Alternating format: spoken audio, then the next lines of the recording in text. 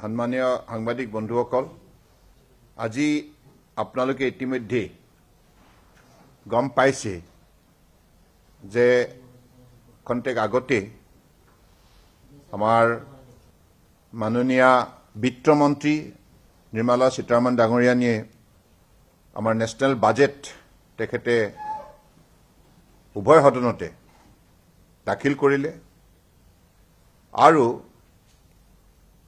এই বাজেটখনৰ সন্দৰ্ভত আমাৰ পোৰ্ট শিপিং ৱাটাৰ্ছ মন্ত্ৰালয়ৰ তৰফৰ পৰা আমি বিশেষভাৱে ক'ব বিচাৰিছোঁ যে এইখন বাজেট আমাৰ কাৰণে এখন হিষ্টৰিক বাজেট। কাৰণ মাননীয় প্ৰধানমন্ত্ৰী নৰেন্দ্ৰ মোদী ডাঙৰীয়াৰ নেতৃত্বত যোৱা 10 বছৰে এই মন্ত্ৰালয়ক তেখেতে যেনেধৰণে গুৰুত্ব প্ৰদান কৰিলে, বিশেষ চিন্তাৰে তেখেতে গোটেই মন্ত্ৰালয়টোক শক্তিশালী ৰূপত আগুৱাই নিয়াৰ বাবে যিখিনি পলিচি প্ৰগ্ৰাম ললে আৰু ইয়াক ফলপ্ৰসূভাৱে ৰূপায়ণ কৰাৰ ক্ষেত্ৰতো তেখেতৰ যিখিনি শক্তিশালী পদক্ষেপ, তাৰ ফলশ্ৰুতিত আজি এই মন্ত্ৰালয়টোৱে ভাৰতবৰ্ষৰ বিকাশ যাত্ৰাত, উন্নয়নৰ যাত্ৰাত এটা শক্তিশালী ভূমিকা পালন কৰিছে।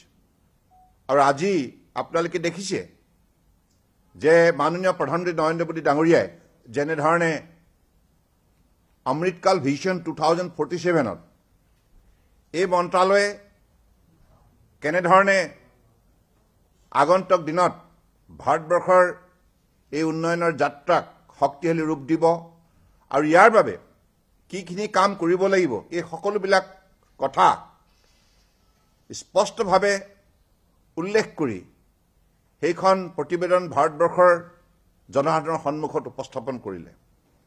আৰু আজি এইখন বাজেটৰ যোগেদি সেই লক্ষ্যত উপনীত হ'বৰ বাবে ইতিমধ্যে কেইবাটাও গুৰুত্বপূৰ্ণ আজি ইয়াত পলিচি এনাউন্স কৰা হ'ল।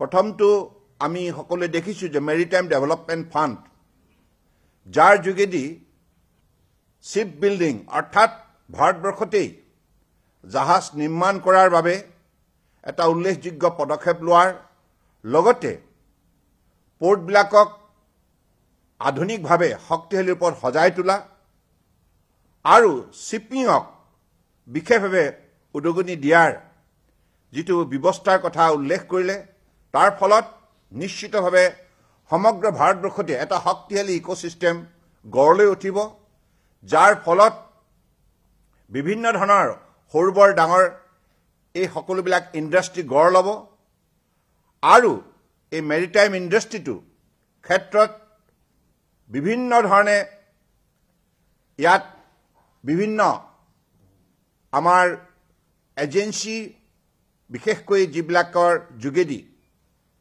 মেৰিটাইম ইণ্ডাষ্ট্ৰীৰ শ্বিপ বিল্ডিং হওক বা পোৰ্ট মডাৰ্ণাইজেশ্যন হওক, এই সকলোবিলাক ক্ষেত্ৰত যিখিনি অৰিহণা আগবঢ়াব, তাৰ ফলত সমগ্ৰ ভাৰতবৰ্ষতে এটা শক্তিশালী ব্যৱস্থা গঢ় লৈ উঠিব আৰু লগতে প্ৰায় আগন্তুক দিনত 11 লাখ ইয়াত সংস্থাপনৰ এটা পথ উদ্ভাৱন হ'ব।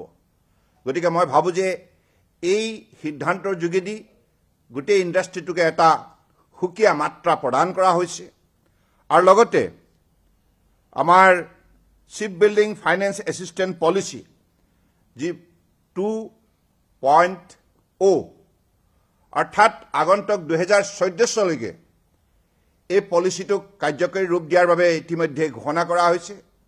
এই পলিচিৰ যোগেদিও আমাৰ শ্বিপ বিল্ডিঙক বিশেষভাৱে প্ৰায়ৰিটি দিয়া হৈছে আৰু লগতে আমাৰ শ্বিপ বিল্ডিং ক্লাষ্টাৰ আৰু কেপাচিটি এনহান্সমেণ্টছৰ কাৰণে সমগ্ৰ ভাৰতবৰ্ষতে বিভিন্ন ধৰণৰ আমাৰ এই ইণ্ডাষ্ট্ৰী ৰিলেটেড অনুষ্ঠান প্ৰতিষ্ঠান গঢ় লৈ উঠিব, যাৰ ফলত দক্ষতা বিকাশ কেন্দ্ৰ হোৱাৰ উপৰিও গোটেই বিষয়টোত এটা শক্তিশালী অৰ্থনৈতিক বুনিয়াদ গঢ় দিয়াৰ ক্ষেত্ৰত উল্লেখযোগ্য অৱদান আগবঢ়োৱা হ'ব। গতিকে মই ভাবোঁ যে এই পদক্ষেপৰ যোগেদি মাননীয় প্ৰধানমন্ত্ৰী ডাঙৰীয়াই শ্বিপিং ছেক্টৰটোক বিশেষভাৱে অগ্ৰাধিকাৰ দিছে। ইনলেণ্ড ৱাটাৰৱেজ হওক বা চি গোয়িং ভেছেলে হওক, এই দুইটা ক্ষেত্ৰতেই ইজ অফ ডুইঙৰ বাবে সহজে যাতে ব্যৱসায় কৰিব পাৰে তাৰ বাবে নতুন ব্যৱস্থাৰ প্ৰৱৰ্তন কৰা হৈছে। গতিকে মই নিশ্চিতভাৱে আশাবাদী যে আগন্তুক দিনত পৰম শ্ৰদ্ধাৰ প্ৰধানমন্ত্ৰী ডাঙৰীয়াৰ নেতৃত্বত এই পোৰ্ট শ্বিপিং ৱাটাৰৱেজ মন্ত্ৰালয়ে যি লক্ষ্য মাননীয় প্ৰধানমন্ত্ৰী ডাঙৰীয়াই স্থিৰ কৰি দিছে, সেই লক্ষ্যত আমি উপনীত হ'বৰ বাবে সকলো ধৰণৰ ইয়াত আন্তঃগাঁথনি অত্যাধুনিক ৰূপত গঢ় দিয়া হ'ব আৰু অত বছৰে ভাৰতবৰ্ষই বিদেশী জাহাজৰ ওপৰত নিৰ্ভৰ কৰি গোটেই আন্তঃৰাষ্ট্ৰীয় এক্সপৰ্ট ইম্পৰ্ট এই ক্ষেত্ৰত আত্মনিয়োগ কৰি আহিছিল। কিন্তু এতিয়া মেক ইন ইণ্ডিয়াৰ যিটো দৃঢ়তা, মেক ইন ইণ্ডিয়াৰ যিটো নীতি, ইয়াৰ আধাৰত ভাৰতবৰ্ষতেই জাহাজ নিৰ্মাণ হ'ব আৰু বিশ্বৰ জাহাজ নিৰ্মাণ কৰোঁতা যিমান ৰাষ্ট্ৰ আছে সেই আগশাৰীৰ ৰাষ্ট্ৰৰ ভিতৰত প্ৰথম 5খন শ্ৰেষ্ঠ ৰাষ্ট্ৰৰ ভিতৰত অন্যতম হৈছে ভাৰতবৰ্ষই 2047 ভিতৰত নিজৰ প্ৰতিচ্ছবি দাঙি ধৰিব। গতিকে মই ভাবোঁ যে এই বাজেটৰ যোগেদি প্ৰথমবাৰৰ বাবে এটা উল্লেখযোগ্য আৰু লক্ষ্য স্পষ্ট কৰি দিয়া হৈছে আৰু সেইবাবে আজি বাজেট দাখিল কৰাৰ পাছতে আমাৰ মন্ত্ৰালয়ে আমাৰ সচিব টি.কে. ৰামচন্দ্ৰৰ লগতে আমাৰ এডিশ্যনেল ছেক্ৰেটাৰী ৰাজেশ সিনহা আৰু সকলো জ্যেষ্ঠ বিষয়াই আমি আজি মিলিত হৈছোঁ আৰু আগন্তুক দিনত এনাউন্স পলিচিৰ মতে ফল' আপ একশ্যন কেনেধৰণে মন্ত্ৰালয়ৰ তৰফৰ পৰা ক্ষিপ্ৰতাৰে আগুৱাই নিয়া হ'ব এই ক্ষেত্ৰতো আজি আমাৰ আলোচনাত আমি মিলিত হৈছোঁ। আৰু এটা খুব ভাল খবৰ আছে আৰু ইয়াৰ বাবে মাননীয় প্ৰধানমন্ত্ৰী নৰেন্দ্ৰ মোদী ডাঙৰীয়াক বিশেষভাৱে ধন্যবাদ জনাইছোঁ, বিত্তমন্ত্ৰী নিৰ্মলা সীতাৰামন ডাঙৰীয়ানীক আৰু লগতে আমাৰ সাৰ মন্ত্ৰী জে.পি. নাড্ডা ডাঙৰীয়া। কাৰণ বহু বছৰ অপেক্ষাৰ অন্তত নামৰূপৰ ফাৰ্টিলাইজাৰটো ফ'ৰ্থ প্লাণ্টটোৰ কাম সম্পূৰ্ণ কৰাৰ বাবে আজি বাজেটত এই কথা স্পষ্টভাৱে ঘোষণা কৰিছে আৰু ইয়াৰ বাবে অসম চৰকাৰৰ মাননীয় মুখ্যমন্ত্ৰী ডক্টৰ হিমন্ত বিশ্ব শৰ্মাকো ধন্যবাদ জনাইছোঁ। কাৰণ এই বিষয়টোত মই স্থানীয় সাংসদ হিচাপে গৌৰৱ উপলব্ধি কৰিছোঁ। বহু বছৰৰ পৰা নামৰূপৰ সকলো শ্ৰেণীৰ ৰাইজে, অসমৰ ৰাইজে এই 12 লাখ মিলিয়ন টনৰ উৎপাদন ক্ষমতা এই ইউৰিয়া তাত প্ৰডাকশ্যন চেণ্টাৰটো প্ৰতিষ্ঠা কৰাৰ বাবে ৰাইজে দাবী দুবা জনাই আহিছিল। কিন্তু পূৰ্বৰ কংগ্ৰেছ চৰকাৰে কোনোদিনেই এই ক্ষেত্ৰত গুৰুত্ব নিদিলে। তেখেতসকলে অৱহেলা কৰাৰ বাবে ইমান দেৰি হ'ল। কিন্তু মাননীয় প্ৰধানমন্ত্ৰী ডাঙৰীয়াই আন্তৰিকতাৰে অসম তথা উত্তৰ পূৰ্বাঞ্চলক ভাল পোৱাৰ বাবে ইমান ডাঙৰ এটা প্ৰকল্পৰ কাম আজি হাতত লোৱাৰ কথা ঘোষণা কৰিছে।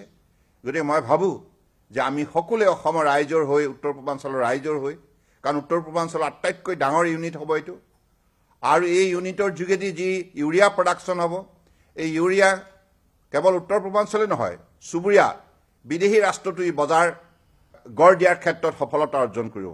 গতিকে ইয়াৰ বাবে মই অসম তথা উত্তৰ পূৰ্বাঞ্চলৰ ৰাইজৰ হৈ মাননীয় প্ৰধানমন্ত্ৰী নৰেন্দ্ৰ মোদী ডাঙৰীয়াক বিশেষভাৱে ধন্যবাদ জনাইছোঁ, কৃতজ্ঞতা জ্ঞাপন কৰিছোঁ আৰু লগতে ধন্যবাদ জনাইছোঁ নিৰ্মলা সীতাৰামন ডাঙৰীয়ানী, আমাৰ বিত্তমন্ত্ৰী আৰু সাৰ মন্ত্ৰী জে.পি. নাড্ডা ডাঙৰীয়া। মই আশা ৰাখিছোঁ ৰাইজৰ সহযোগত চৰকাৰে লোৱা এই পদক্ষেপত নিশ্চিতভাৱে সময়মতে এই কামখিনি সম্পূৰ্ণ হৈ উঠিব। ধন্যবাদ।